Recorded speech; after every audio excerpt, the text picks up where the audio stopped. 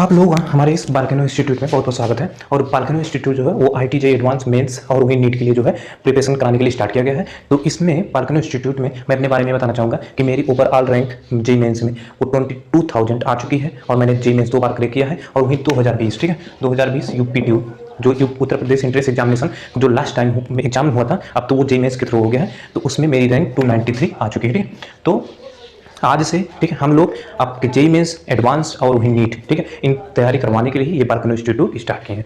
तो चलिए आज हम कुछ जानकारी लेते हैं आपके टॉपिक केमिस्ट्री के टॉपिक नाइट्रोजन फैमिली पर। तो नाइट्रोजन फैमिली में हम विशेषकर आज HNO3 यानी नाइट्रिक एसिड के बारे में विस्तार पूर्वक पूरा अध्ययन करेंगे। जितनी भी रिएक्शन होंगी वो आपको पढ़ाई जाएंगी। तो चलिए हम लोग पढ़ते हैं आज HNO3, ठीक है, नाइट्रिक एसिड का नाम है इसका नाइट्रिक एसिड, आप लिख लीजिएगा। ठीक है, तो देखिए सबसे पहली मेथड ये आती है। देखिए भैया क्वेश्चन निकालने के लिए केवल पढ़ाया जा रहा है यहाँ पे, ठीक है, ज़्यादा से ज़्यादा आपके क्वेश्चन कम सेकंड में निकलेंगे। देखिए इसको बनाने के लिए जो प्रयोगशाला विधि है या लेबोरेटरी मेथड है, उसमें क्या किया जाता है कि पोटेशियम नाइट्रेट आपका और की रिएक्शन सल्फ्यूरिक एसिड से करवाई जाती है और इससे हमें जो है HNO3 प्राप्त होता है और प्लस KHSO4 मतलब पोटेशियम बाइसल्फेट जो है बाई प्रोडक्ट के रूप में प्राप्त होता है और यहीं HNO3 नाइट्रिक एसिड हमें जो है प्राप्त हो जाती है। तो ये जो है लेबोरेटरी मेथड, ये आप तुरंत लिख लेंगे। ठीक, अब आगे बढ़ेंगे। आगे बढ़ने से देखिए हम लोगों को दो विधियाँ इसकी पढ़नी है। HNO3 मैन्युफैक्चर की हमें दो विधियाँ पढ़नी पड़ती है। एक विधि का नाम है बर्कलैंड एंड हाइट प्रोसेस और दूसरी विधि का नाम है ओस्टवाल्ड मेथड। लेकिन इन दो विधियों को पढ़ाने से पहले हम कुछ एक्स्ट्रा आपको कॉन्सेप्ट बताएंगे जो रिएक्शन में यूज होंगी, जो उस विधि में यूज होंगी। देखिए कॉन्सेप्ट ये है, आपको एनहाइड्रिक एसिड पता होना चाहिए। एनहाइड्रिक एसिड ये क्या होता है भैया? एनहाइड्रिक एसिड, देखिए एनहाइड्रिक एसिड मान लीजिए कोई भी एसिड है में से वाटर निकाल दो और जो बचे वो लिख दो। ठीक, कोई भी एसिड है, यहाँ मान लीजिए HNO2 नाइट्रस एसिड है, इसमें से वाटर निकाल दो, जो बचे वो लिख दो। ठीक, देखिए जब कोई एसिड अपने से वाटर निकाल के जो बचता है, ठीक, यही N2O5 वाटर निकालने पे जो भी प्रोडक्ट बनता है, ठीक, वो प्रोडक्ट क्या कहलाता है? इस एसिड का एनहाइड्रिक एसिड कहलाता है। तो हम बोलेंगे N2O5 is the anhydric acid of HNO3 and N2O3 is the anhydric acid of HNO2 या फिर नाइट्रस एसिड का। तो यहाँ पे ध्यान देने वाली बात है कि दो HNO3 ने एक बार वाटर निकाला, दो HNO2 ने एक बार वाटर निकाला। तो अगर हम ये करें कि एक HNO3 ले लें, एक HNO2 ले लें, तो दोनों में से क्या करें कि वाटर निकाल दें, तो वाटर निकाल दीजिए। अब बना जो वो लिख दीजिए, बना है N2O4 भी exist in the form of NO2 का होल प्रोसेस। तो NO2 ही N2O4 है, N2O4 और NO2 is the anhydric acid of HNO2 या फिर HNO3। देखिए थोड़ा रिवर्स में सोचें, अगर हमारे पास N2O5 का पाउडर है और हम इसमें जल मिला दे रहे हैं तो हमें क्या प्राप्त होगा भैया? हमें प्राप्त होगा नाइट्रिक एसिड। अगर हमारे पास N2O3 है और इसमें हम अगर पानी मिला दे रहे हैं तो हमें क्या प्राप्त होगा? HNO2 प्राप्त होगा। और अगर हमारे पास NO2 है और या फिर N2O4 है, इसमें हम पानी मिला दे रहे हैं तो हमें क्या प्राप्त होगा? एक HNO3 प्राप्त हो जाएगा और दूसरा HNO2 प्राप्त हो जाएगा। तो एनहाइड्रिक एसिड यही है कि जो कोई भी एसिड है उसमें से वाटर निकाल दो, जो प्रोडक्ट बन जाए वही एनहाइड्रिक एसिड होता है उस एसिड का। ठीक है भैया, तो ये रिएक्शन आप लिख लेंगे क्योंकि यही रिएक्शन आपके आने वाली विधियों में यूज होंगे।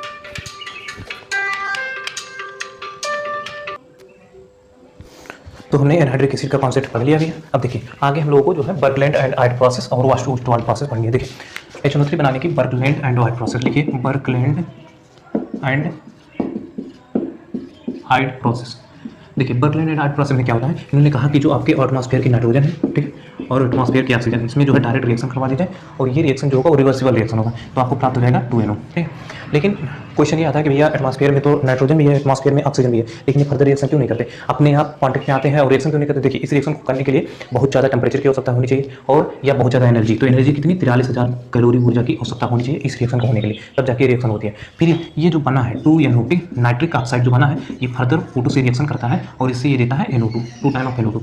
यही 2 टाइम NO2 ही जो है ये N2O4 है। ठीक, N2O4 इधर एग्जिस्ट इन NO2 हमने बताया था। और फिर हम लोग क्या करते हैं कि N2O4 जो बना है इसमें हम लोग वाटर मिला देते हैं इस पाउडर में। अब होता क्या है? N2O4 इतना एनहाइड्रिक acid of HNO3 and HNO2 पढ़ा है हमने, वही रिएक्शन जो हम पिछला लिखवाए थे। तो ये बन जाएगा एक HNO3 बन जाएगा और एक HNO2 बन जाएगा। अब देखिए थोड़ी सी जानकारी यहाँ पे हो चाहिए। इतना ही मेथड है बर्कलैंड एंड हाइट प्रोसेस में, लेकिन एक और मेथड है। देखिए इसमें जो HNO2 बना है, HNO2 भैया अनस्टेबल होता है। अनस्टेबल होने का मतलब जब ये सोल्यूशन में बनता है तो ये स्वतः ही टूट जाता है। अब किस में टूटता है? ये HNO2 जो बना है ये 3 मॉलिक्यूल लेके, ठीक, तो इसके 3 मॉलिक्यूल हमको एक HNO3 दे देते हैं और 2 टाइम ऑफ NO मिल जाता है हमें और एक हमें H2 मिल जाता है। अब देखिए यहाँ से हमें HNO3 प्राप्त होता रहेगा, ठीक है, हमें HNO3, फिर जो HNO2 बना है वो यहाँ पे आके 3 मॉलिक्यूल होकर एक HNO3 हमें देता रहेगा और ये जो NO है, ठीक है, ये NO क्या होगा? ये जाएगा यहाँ पे, ठीक, यहाँ पे पहुँचेगा ये NO, फिर O2 से रिएक्शन करेगा, फिर 2NO2 बनाएगा, N2O4 बनेगा, वो वाटर से HNO3 बनेगा, HNO2 बनेगा, HNO2 फिर यहाँ के टूट के HNO3 हमें देगा, 2NO फिर यहाँ पे जाएगा। इसी तरह रिएक्शन बर्कलैंड एंड हाइट प्रोसेस में चलती रहती है और हमें HNO3 प्राप्त होता रहता है। तो यही प्रोसेस बर्कलैंड एंड हाइट प्रोसेस। अब हमें दूसरा प्रोसेस जो पढ़ना है उसका नाम है ओस्टवाल्ड प्रोसेस। ओस्टवाल्ड मेथड लिखेंगे। Ostwald method.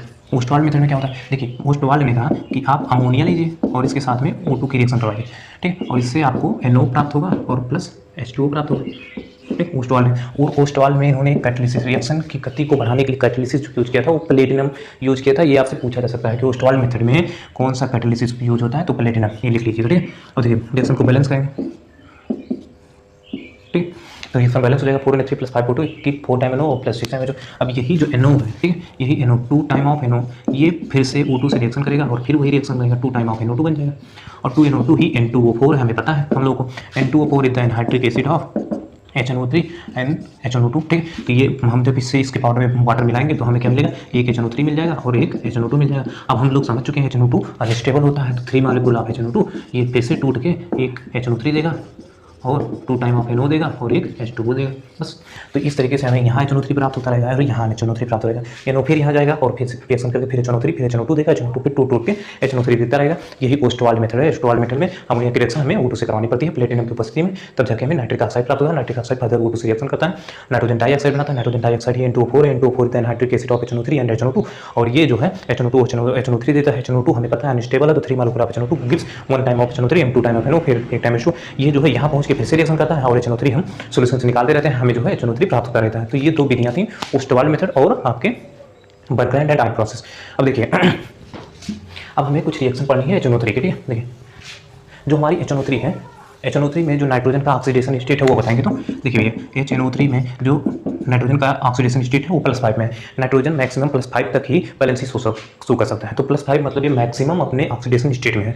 तो ये किस किस में टूट सकता है, ये भैया NO में जा सकता है, ये NO2 में जा सकता है, NO2 में जाएगा तो +4 में जाएगा, NO में जाएगा तो +2 में जाएगा, तो ये खुद रिड्यूस होगा, ठीक, इसका ऑक्सीडेशन स्टेट कम होगा। और ये किसी को क्या करेगा कि जैसे SN मिल गया तो SN +2 मिल गया इसको, तो SN को +4 में ये जो है पहुंचा देगा, तो ये दूसरे को ऑक्सीडाइज करेगा और खुद रिड्यूस होगा। जो दूसरे को ऑक्सीडाइज करता है उसे कहते हैं ऑक्सीडाइजिंग एजेंट। तो इससे हमें ये समझ में आना चाहिए कि हमारा जो HNO3 है वो ऑक्सीडाइजिंग एजेंट है, ना कि रिड्यूसिंग एजेंट। तो ये HNO3 हमारा क्या है, ऑक्सीडाइजिंग एजेंट का काम करेगा, ठीक है। अब हमें वही रिएक्शन पढ़नी है कि कैसे ये ऑक्सीडाइजिंग एजेंट का कार्य करता है।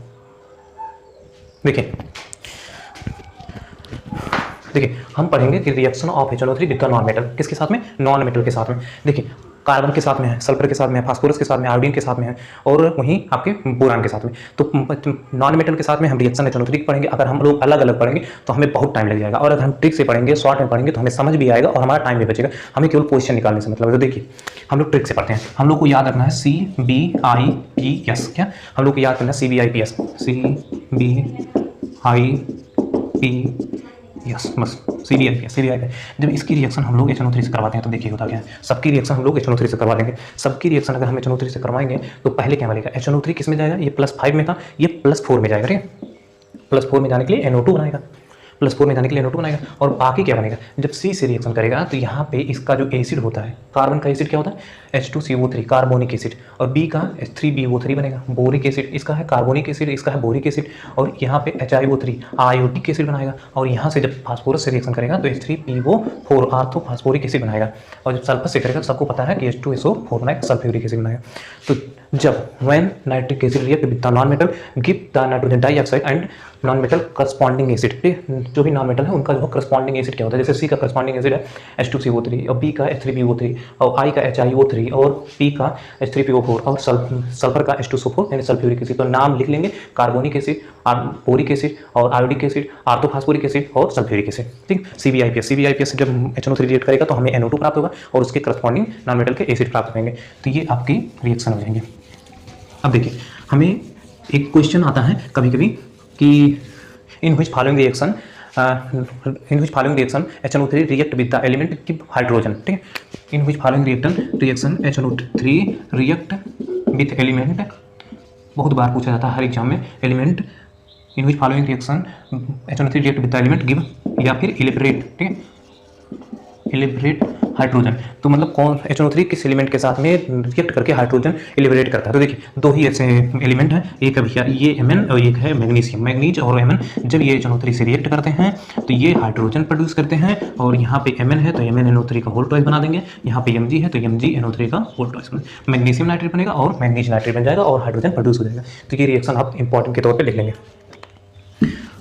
अब हम लोगों को पढ़ना है देखिए 3 तरह के सोल्यूशन होते हैं, ठीक है। एक होता है डाइल्यूट सोल्यूशन, एक होता है कंसंट्रेट सोल्यूशन और एक होता है कंसंट्रेट सोल्यूशन, एक होता है वेरी डाइल्यूट सोल्यूशन। देखिए अगर ये हमारा बॉक्स है, ये हमारा कोई पॉट या बर्तन है, अगर इसमें वाटर है, इसमें वाटर है, इसमें वाटर है, अगर इसमें हम HNO3 की बहुत कम मात्रा मिलाते, बहुत कम मात्रा, और इसमें हम HNO3 की मीडियम मात्रा मिलाते, ना ज़्यादा ना कम, इसमें हम HNO3 की बहुत ज़्यादा मात्रा मिलाते, अगर हमने बहुत ज़्यादा मात्रा मिलाया तो वो होगा कंसंट्रेटेड सोल्यूशन। कौन सा? Concentrate solution. और इसको क्या बोलेंगे? जिसमें हमने मध्यम मिला है इसको बोलेंगे डाइल्यूट सोल्यूशन, ठीक। और अगर हमने HNO3 की बहुत कम मात्रा मिलाई है तो इसको बोलेंगे वेरी डाइल्यूट सोल्यूशन। तो ये आपको पता रहना चाहिए, अगर HNO3 की कम मात्रा है तो वेरी डाइल्यूट, अगर HNO3 की मध्यम मात्रा है तो वही डाइल्यूट सोल्यूशन, अगर HNO3 की बहुत ज़्यादा मात्रा है तो कंसंट्रेटेड सोल्यूशन हो जाए। अच्छा, अब हम लोग को आगे पढ़ना है